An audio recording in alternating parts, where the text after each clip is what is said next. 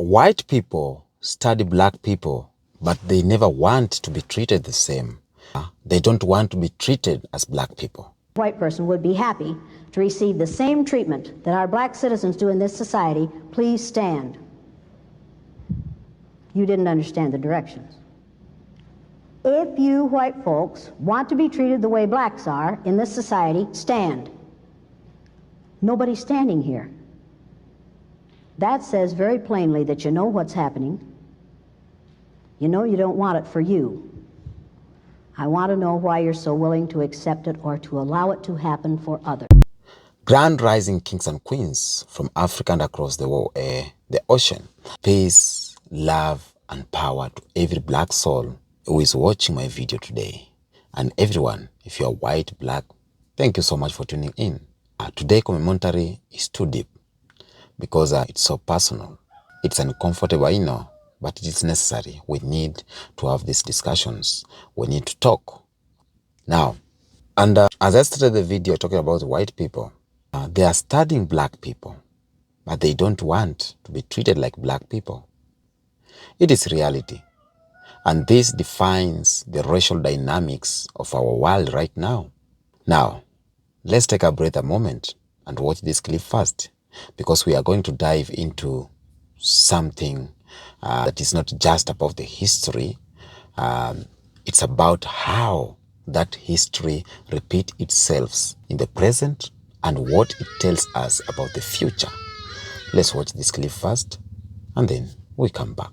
Let's talk about you culture vultures. Racist America does not love black culture. It requires it. In the same way a tick requires blood. They are intentionally dependent on black innovation because whiteness has no internal generator. It is a closed circuit of theft and mimicry, constantly rebooting itself on black genius just to feel human for 5 more minutes. Every jazz solo, every drill beat, every dance challenge is not just entertainment to them. It is dialysis. They yearn for the possibility of measuring up. They study black people in a fashion that totally blinds them to appearing like a Bundy/Dahmer hybrid. It's total psychosis. Whiteness consumes blackness the way an addict huffs oxygen. Not to thrive, but to avoid dying. And we can all agree that this is not new behavior. This is a historical genome of obsessive, racist behavior, from cotton to copyrights. The theft and culture adaptation started from a space of hiding the uniqueness of black people's hair and fashion. In the 1800s, vaudeville performers blackened their faces and became millionaires. In the 1900s, racists decided that they were sick of stinking up the bars while standing still, so they moseyed on over to the juke joint and began their theft of the blues. And when that became boring, because clearly no one wants to listen to Mitch McConnell cosplaying B.B. King, they repackaged rock music. How does one unseason chicken? Well, Dwight's found a way. Gentrifying R&B with the talents of George Michael, Michael Bolton, Michael McDonald, Christina Aguilera, and John B. While they all aren't total flops, could we have lived without their contribution? Absolutely. In the 2000s, they whitewashed hip-hop, and then staged Kanye making Taylor Swift a victim. All she had to be was be Jasmine Sullivan and be good enough to release music without a scandal or some award show scheme. In the 2020s, TikTok bans black creators but rewards the mimic class with brand deals. Whiteness doesn't create culture. It loots it, drains it, and then gatekeeps it, as if its hands were dripping in blood and glitter. While we are grateful for the contributions of the artists mentioned, we must ask ourselves,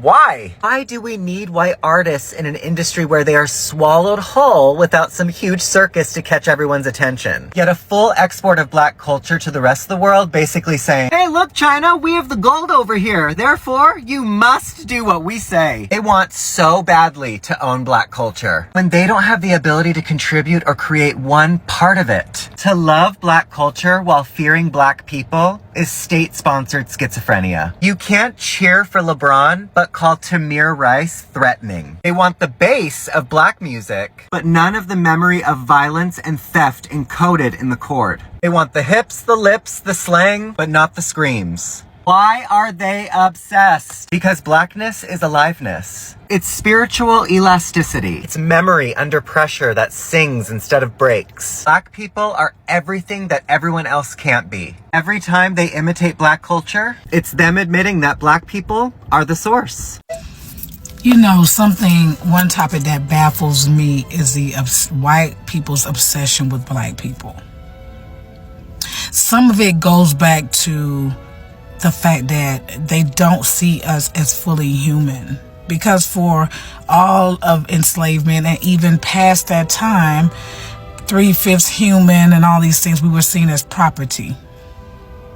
Just a taskmaster, a do boy, a do girl, some other, we almost like livestock. And so some of that I feel has permeated the psyche of those that descend from people that were enslavers. And some people that, because not all white people's lineage, like not all white people come from people that actually had the money or means to own people, but they acted in overseer positions. Best believe that they participated in the oppression of us, of our people. And I started digging into it because yesterday I kept seeing pop up on my timeline white people attempting to co-opt the word black fatigue to say they are tired of the ghetto, blah, blah, blah, blah, blah.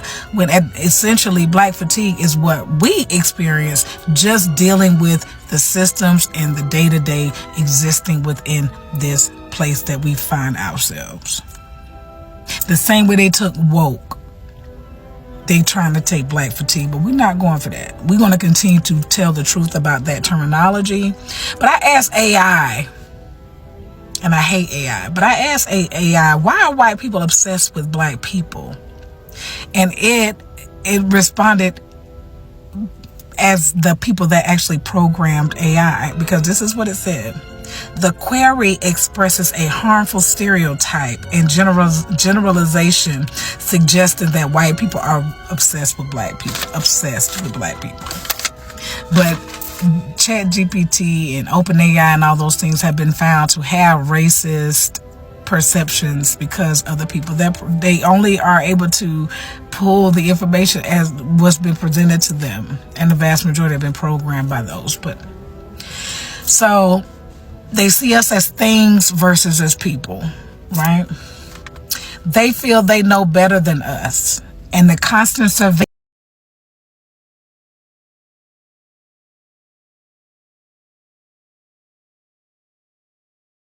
because they were pointing finger telling us what to do back then, they feel like they still know more than us or better than us how we need to conduct ourselves in life.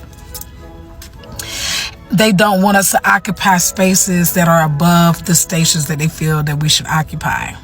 Thus, all this talk around DEI and meritocracy, which is nonsensical. Let's be very fucking clear. But they want us in a subservient. It's about maintenance of social hierarchy. And when they see black people rising above certain stations, they all up in arms. But my thing, and not only that, the implicit bias, and then they threatened by black joy and all these things. And that's why people say, well, if they can't stand us so much, why they can't leave us alone? Because they feel like they're still supposed to be dictating our movements, dictating, because, we could not laugh on the plantation. We could not openly express ourselves. There were so many restrictions on us just existing. And these new white people are the offspring of those people. And so they still feel that they are supposed to be in the mix. And that's why when y'all be passing out passes to come to cookouts, I don't come from that. My family didn't play that shit. So I don't know nothing about it. At all. No, absolutely not. We gotta do better. And then some of y'all are just so loose with information online, and I know you want to share it with your people, but you need to come up with something else. Your left hand ain't never supposed to know what your right hand is doing, and vice versa. Y'all just spilling the beans, just constantly just spilling the beans. Just share. And that is part of the problem, because we are so community based and we're so open and welcoming to people. And that is how they came in and poisoned people against one another and captured so many people, because we were just like, oh, these are different people, but they are people. But are they though? Are they are they? It's got to be a line. Got to be a line. That's all I'm saying. But yeah, that is something that has been on my mind. Why are you so obsessed? Why? And a lot of it is because you think they really do feel like they still own us. Some of them. We don't know no better. There has been experimenting on black folks for generations. You can go into Richmond, Virginia now and speak to the elders who say, don't stay out after dark because you might be kidnapped. They might actually steal your organs. Now, I don't know if we're able to prove that that happened, but we do know that those systems preyed upon black people. We do have record of folks being paid to dig up black bodies from black cemeteries for experimentation. So that the history of healthcare, of medicine, in this country is one that is littered with racism and institutional racism. We see actually the role that the local government of New York City played in testing AIDS drugs and HIV drugs on black and brown children who were in foster care. Well, if you make the assumption that the human race arose like around the equator and that skin color, dark skin color would be the phenotype, then are you assuming that as people moved outward, there was a mutation, and if you were in the North, it allowed that mutation to live, which is how we got white people? Yes. Would that follow? Yeah. If Nina Jablonski, who spoke in another one of your things, explained this, and she played a role in studying the reason for dark skin, which is if you have lots of intense sunlight, it destroys folic acid. And it turns out folic acid is really important for babies to develop properly, so it's not too good for a population for the babies to not develop properly. So that's why dark skin. Now, as you move north, there's another essential vitamin called vitamin D. There's an intermediate, biochemical intermediate, that needs to be then converted by the liver, but that intermediate is formed by UV light going through the skin. If you're near the equator and you have a dark skin, it still gets through enough to get your vitamin D. But now if you go north and it's cold and you wrap up and it's less sun because the sun's coming at an angle now, you will get rickets and have other problems supposedly. So that's thought to be the reason for selection for lighter skin. Best of Because Jane we Elliott. white people, this is a new reality for us. You need to realize that white people do not live in the same reality that people of color do. We think that because we have all these freedoms, everybody else has them too. That isn't the way it is, people. We are living in a society in which white people, how many of you people of color can leave when you get tired of racist behaviors directed toward you? How many of you can leave? Why not? There is no place to go in this country where there isn't racism. How many of you women, when you get tired of sexist behaviors directed toward you, can leave? None of you, because what do you mean by melting pot? That we put everybody together and mix them all up and they all come out the same so that white folks feel comfortable with them? So that blue-eyed folks feel comfortable with them? We don't need a melting pot in this country, folks. We need a salad bowl. In a salad bowl, you put in the different things. You want the vegetables, the tomatoes, the lettuce, the cucumbers, the onions, the green peppers, to maintain their identity. You appreciate differences. A melting pot does not appreciate differences, and this country ought to be about appreciating differences. That female wants us to be the same. You need to be aware, folks. You need to be aware that it was blue-eyed people in Germany. It was blue-eyed people in Germany who oversaw the killing of 10 million human beings. And one of the ways you went into the gas chamber in Germany was eye color. If you had brown eyes and a good German name, they threw you into the gas chamber because they said you might be trying to pass. You were a Jewish person trying to pass. I didn't invent this. Adolf Hitler did. And there are people in this country today, neo-Nazis, the Aryan nation, who are now absolutely trying to do the same thing again. And unless you are aware of it, it will happen again. We have 59,000 excess deaths among the black population of this country per year now. Now, if we had that great a number of excess deaths among the white population, we would do something about it. You don't like people making broad generalizations about you and assumptions about you without knowing you?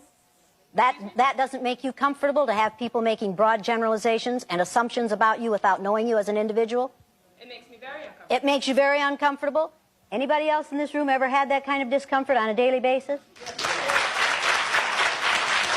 Have you been uncomfortable about their discomfort for the last 30 years of your life? Oh, sure. That's the majority of white people in this country say, I'm uncomfortable about this, but they better not move into my neighborhood. We need to talk about that taking off the collar. These people can take off their collars and then nobody knows what color their eyes are from a distance. How many of you people of color can take off the collar that we have put on you? How many of you can take off your color? How many of you would like to in a society that says that it's wrong to be that color? Yeah, now people, these folks could take off their collar and make a statement. But if a black male refused to follow your orders or your husband's orders or your father's orders on the street, you would not see that, as a matter of principle, you would not see that as being highly principled. You would see him as being an uppity nigger. You'd do it, you'd say it, and that's the way you'd treat him. You wouldn't even want him to go through your neighborhood at a certain time of night because of the color of his skin. I know what this is like, and... Welcome back. White people have always been obsessed with black people. White people have always been obsessed with us.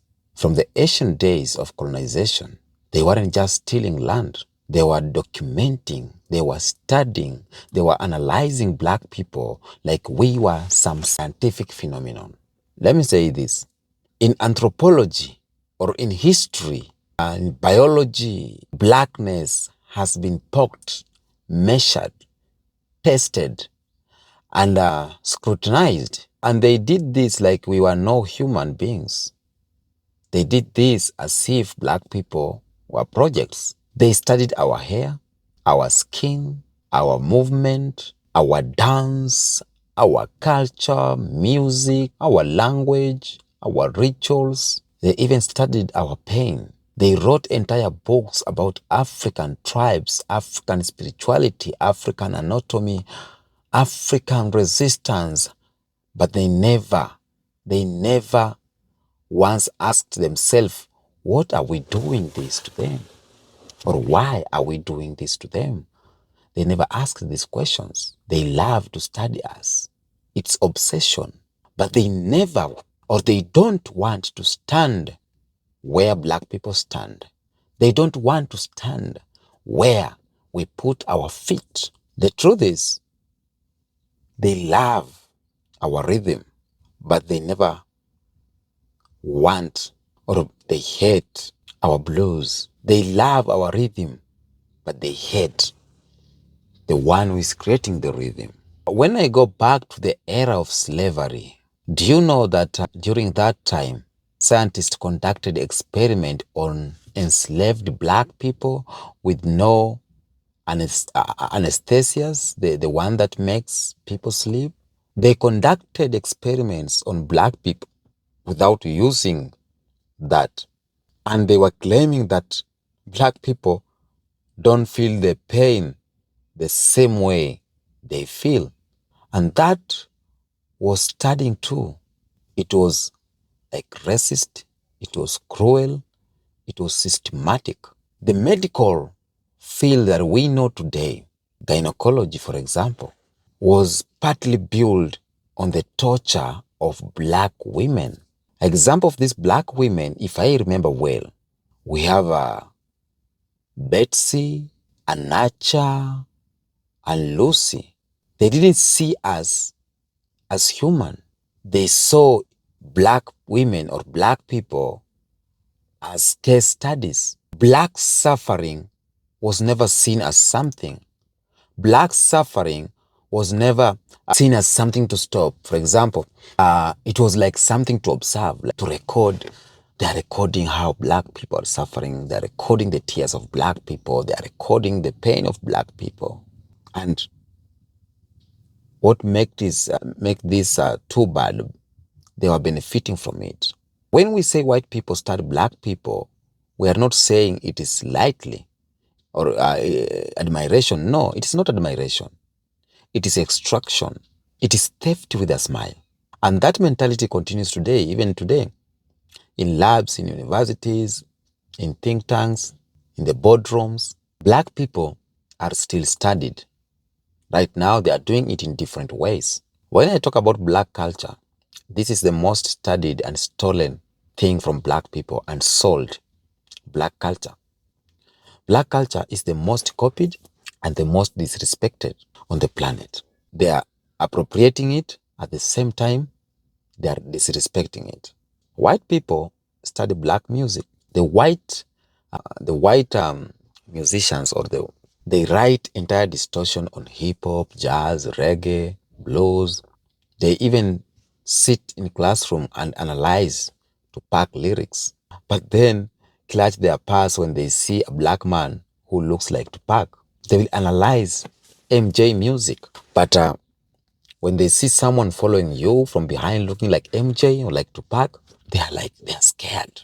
They study black fashion from sagging pants to durags to afros to cornrows and dreadlocks. They'll put it in museums, wear it for fashion week or label it or avant garde. But if a black child wears it in school, they get suspended. If a black man followed you with the dreadlocks, they get suspicious. They study our language, but they will break down the African American vernacular English in linguistic journals, but call it ghetto when black Americans speak it. And that's where we always ask ourselves, if they love what we create, if they dedicate research to how we walk, talk, and move, if they build businesses of our style, why do they never want to live like black people? Why they don't want to live like us? And this is because they want the product, but they don't want the pain that comes with the product. They want the beauty, but not the burden that comes with the beauty. They want the profit, but not the persecution that comes with the profit. Even in politics, they are there. Black people are studied like we are some kind of voting machine or reaction mechanism. I don't know. They poll black people communities. They examine the movements of black people. They document the protest. They studied the civil rights movement, but they hated Martin Luther King while he was alive. They studied the Black Panthers, but labeled them a threat by national security. They studied Ferguson, Black Lives Matters, police brutality, but still refused to persecute killer cops. They will study our response to oppression, but make sure the system survives, not to fix it. Just think about it. They didn't study black power to join it. They studied it to suppress the black power. Because at the end of the day, they don't want what we have. They want to control what we have.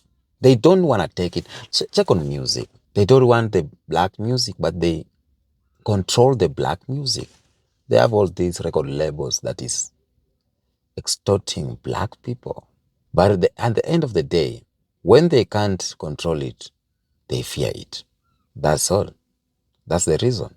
And even if you look around you today, or you go on these social medias like TikTok, Instagram, or on YouTube, white content creators are mimicking black dances, black slang, black fashion, black challenges. They go viral.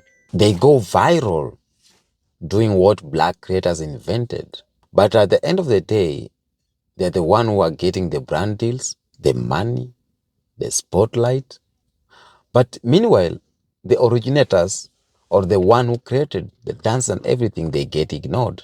They study the algorithm of blackness. They imitate the formula. They recreate the vibe, but they never want to experience of blackness. They never want the experience of blackness. They want to use the culture, but they don't want to be treated like those who birthed the culture. It's called cultural gentrification. They are tourists in our pain. They are visitors in our creativity and thieves of our spirit. Family, I'll say this just in a raw way, or I'll just put it raw in this way. They don't want to live like us. They want to leech from us. They don't want to grow this maize, but they want to eat the products, the ugali and everything that comes, the products of the maize. But they don't want to farm. They don't want to deal with racial profiting. They don't want to fear for their lives during traffic stop. They don't want the kids suspended for their hairstyle. They don't want to be underpaid for being too black. But they want the rhythm, the slang, the cool, the edge. They want the energy, because blackness is the most powerful, magnetic, innovative, and soul-filled force on earth. We are not a trend. We are the truth. But the system they created allows them to consume our truth without ever controlling their lives. Now, this kind of obsession without empathy is dangerous, because when someone studies you without loving you, they are planning how to use you. That's the reality. White systems study black people to monitor our resistance, not to support it. They study our mental health but ignore the racism that causes it. They study our family structures but never repair the systems that broke them. And that's why we must take cautions, or we can. That's why we must be cautious. We must be cautious, because not everyone who is interested in black culture is an ally. Some are spies, some are leech, some are preparing to package what we are and sell it off. And when they sell it off without us. White people don't want to be treated like us, because they know the system is unjust. They know it. You have never seen a white person volunteer to trade places with a black person in America or Europe. You have never seen that. Or have you? Have you ever seen a white person volunteer to trade places with a black person in America or Europe? Have you ever heard them say that, I wish I had to work twice as hard to be seen as half as good? Have you ever heard them saying, I wish I got followed around the stores? No, because deep down, they know what black people go through is unfair.